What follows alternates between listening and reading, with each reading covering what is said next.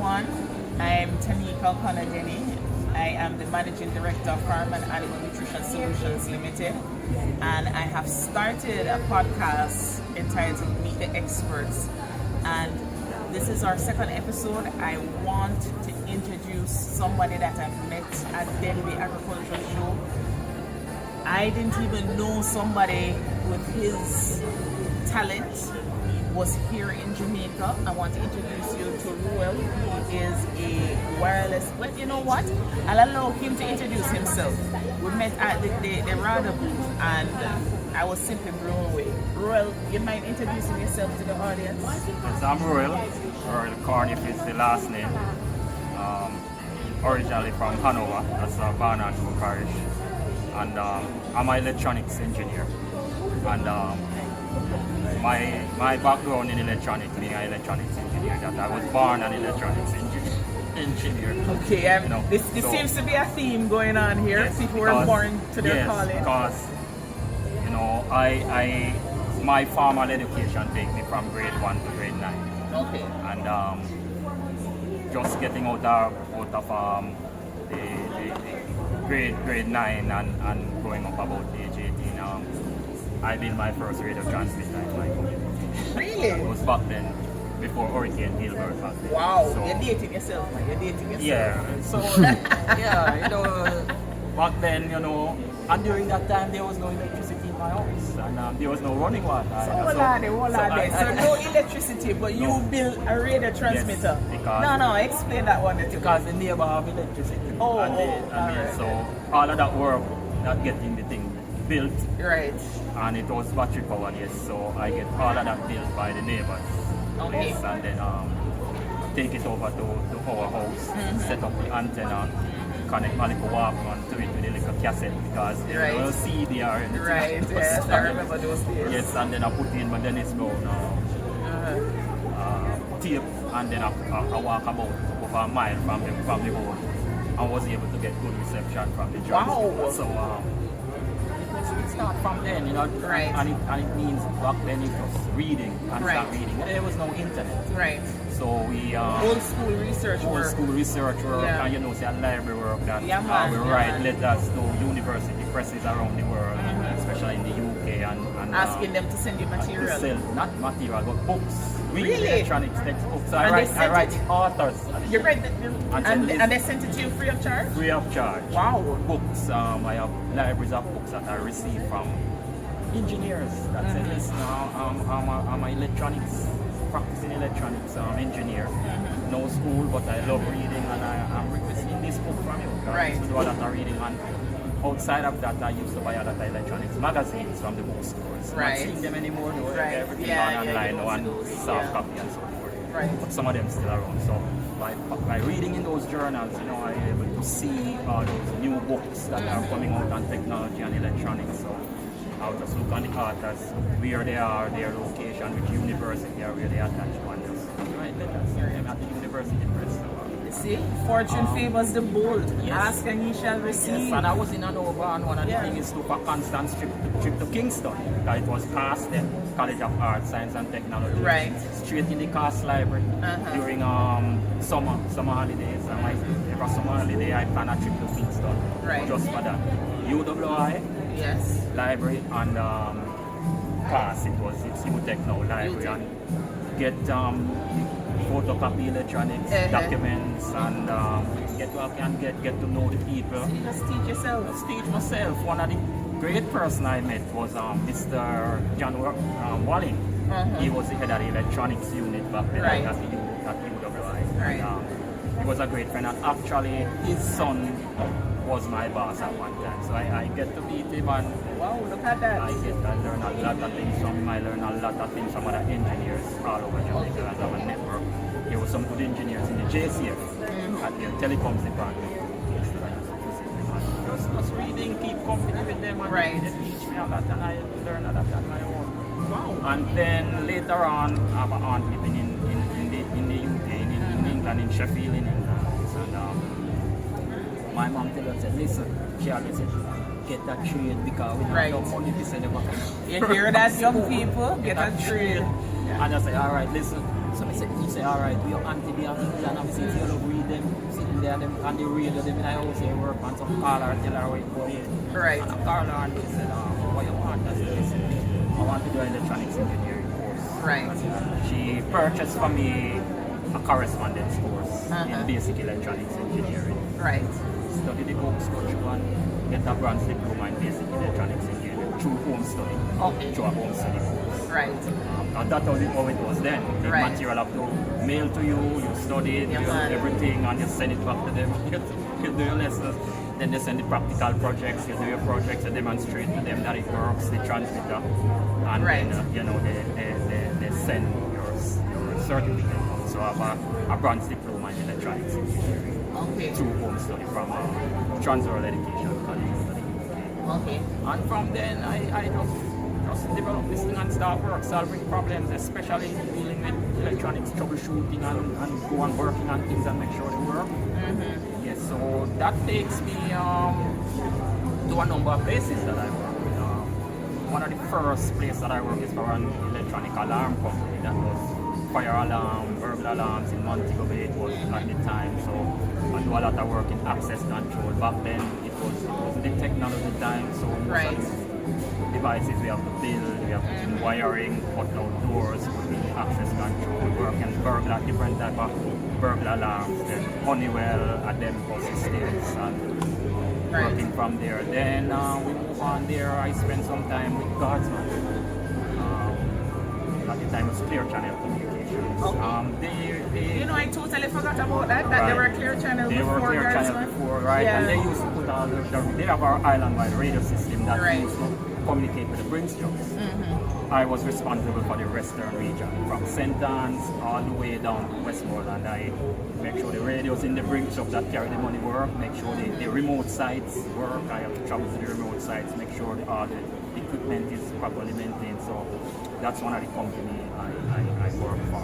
And without no degree or anything, just doing the studies and learn the thing, work on equipment, know the components, work on thing. And I take me many places. I also, during that time, I started developing my entrepreneurial skills in terms of electronics. So I have a love for this. So I work on both electrical systems, electronics, the radar, the radio. So I used to travel to Negril, to Urios, in Montego Bay, repairing, doing work, and I still do work on boats, and I still call me from time to time to do work on their boats.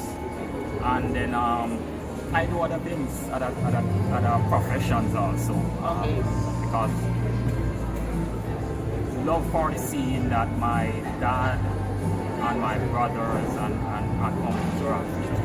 So naturally, So that's how you got start it. fishing, and then I get in the fishing industry and end up working for Sandals, their water sports back. There's also a different side thing that I do, and also a scuba instructor because I learned that here. All right, but you know, I want to get back to what you said, that you did all of these things without a degree. And one of the things that I've found is there are a lot of brilliant people in Jamaica that don't have a degree.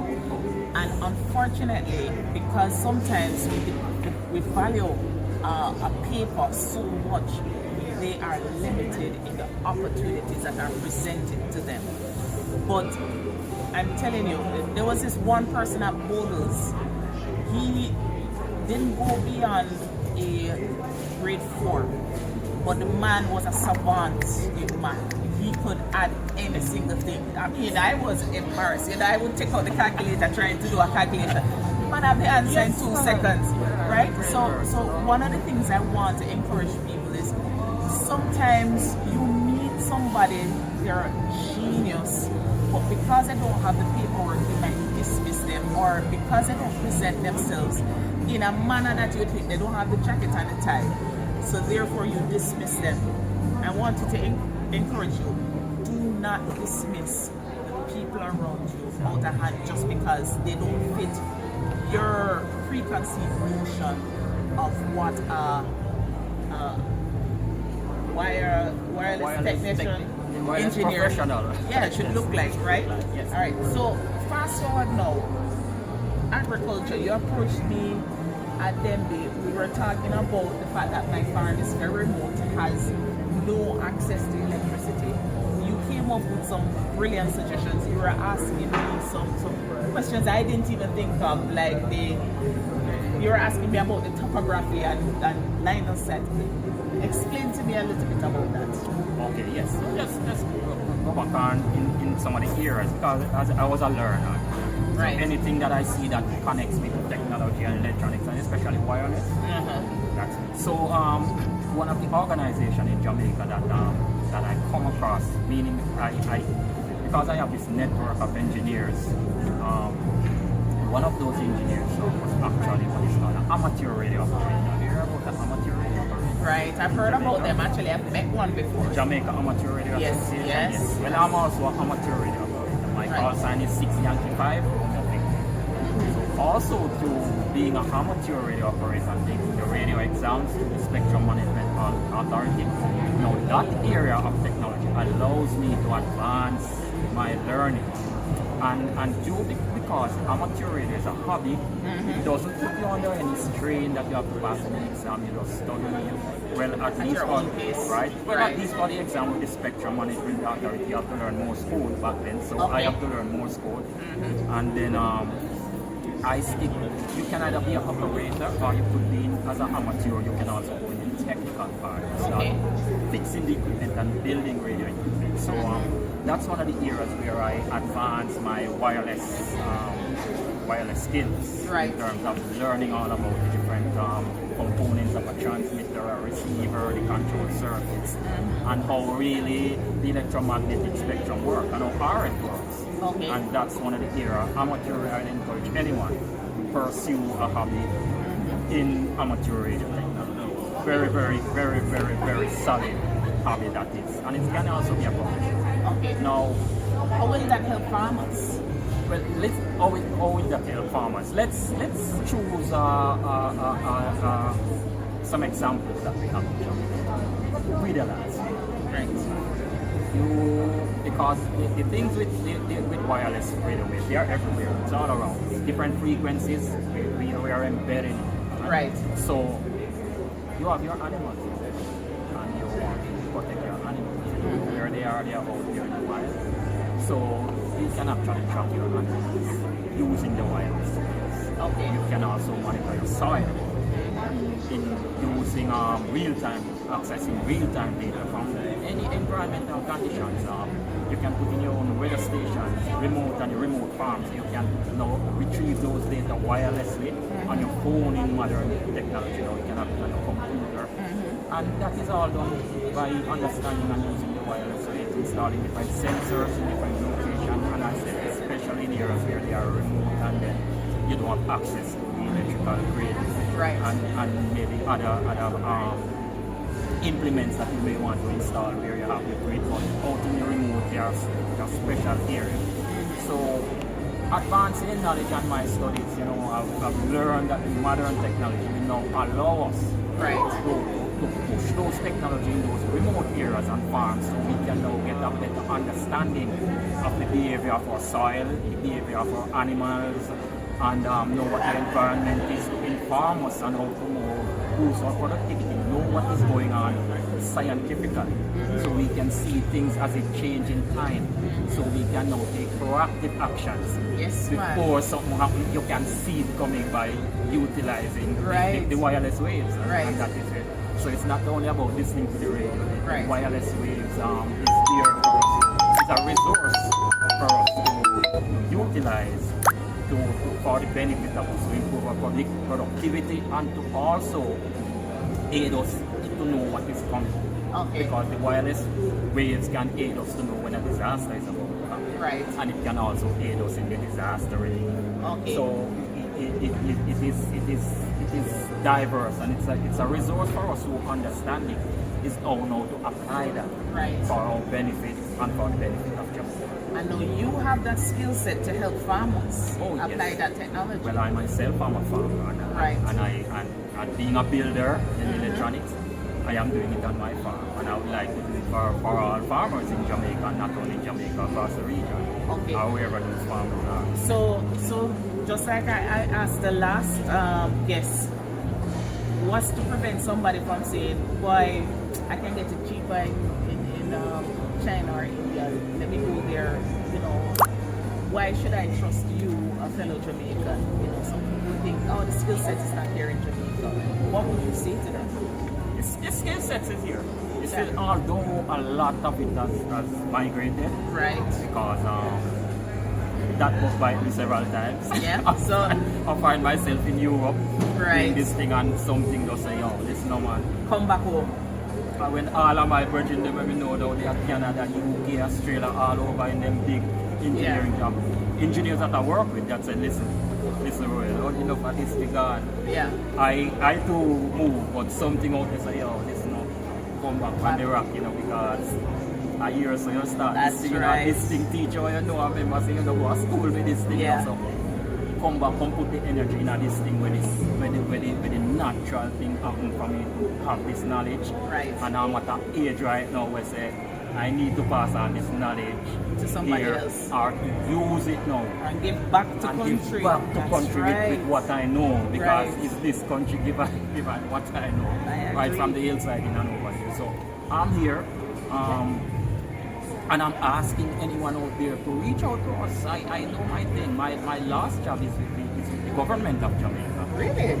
For several years at the Office of Disaster Preparedness and Emergency Management. I worked there for several years as a senior telecommunications engineer. I remember, so, you know, guys, when hurricanes hit I was and everything is you know, offline. It's the radio waves that allow us to communicate effectively. And so I was the one there that makes it on. When that hurricane hit, I said hurricane, and a hurricane hit, but when that big earthquake disaster was hit, yeah. I was the one who coordinated those communications here from Jamaica and for the rest of the region. You hear that, guys? And That's if you contact the ODPM now and you look at the telecommunications unit, I was the one that bring it to where it is right now. That major big project that got from the Japanese. Yes. I am the conceptualizer and the builder of that project that is now island-wide and the best in the Caribbean. Great. I was the one there. And if you should communicate with them now and look at the telecommunications unit there, ask them to this. So I am here also to do the same thing for the agriculture industry. I'm a farmer. Right. From then from I not here at the admin doing farming. I still do telecommunication. I'm still in the profession, but farming is and farming will be the last profession I do. So I want to apply what I do as a wireless engineer into agriculture. All right. So if you, as we wrap up now, if you had to give one advice to young people out there that thinking about going overseas, but you want them to stay in Jamaica, what would you say to them? I would say this from my background. Don't go and stay. Don't stay. Come back. Come back. Yes, because traveling there is a wonderful experience. Right. And then now, if you're in my field, you are gonna drop now in the heart of where that technology happens. Right. And then the knowledge you're gonna gain with what you take from here. Listen, you can't stay out there. Bring it back from build Jamaica. That's right. So go on and make sure you have in your cranium somewhere. Yes. Coming back home. Right. Put this knowledge back into Jamaica. Because this is where it happens and this is where it should end. You know? So all right. Come back. Come back home. Push some of the energy back in Jamaica. So all who out there and you have in different professions, come back home, man. Come back home, guys. Come back home, guys. Let's build this thing on the engineers bridging all around the world and know out there. You might see this podcast and the know saying a be still Ruel. Yeah. Come back home, come get some of the energy. So make we build this thing. Because it's not over. That's right. Alright. Ruel, thank you. One love. Remember, agriculture done right, guys. Done and right. Ruel is one of the pieces that you need if you really want to do agriculture right. We're going to put up your contact information so that people can reach out to you. Yes. I'm definitely going to reach out to you. And I'm looking forward to our collaboration. Of course, you're ready. All right. One love, sister. Yeah, man. Thanks.